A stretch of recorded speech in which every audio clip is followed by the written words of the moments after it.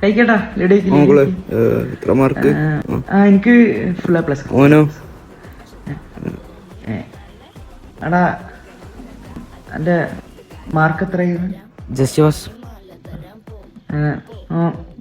Just pass. അയ്യോ എന്ത് പറ്റിയോ ഓനൊന്നും പഠിക്കത്തില്ലല്ലേ? മക്കളെ എത്ര മാർക്ക്? ജസ്റ്റ് പാസാ. അവനോ? Full A+.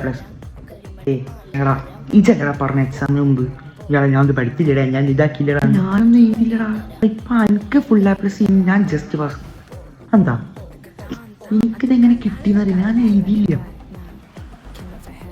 ല്ലോ.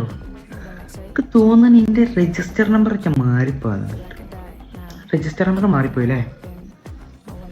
ചിലപ്പോൾ എൻ്റെ മാറിപ്പോയത് പറ്റോ? എനിക്കാവും ചിലപ്പോൾ ഫുൾ A+ ഉണ്ടാവേ.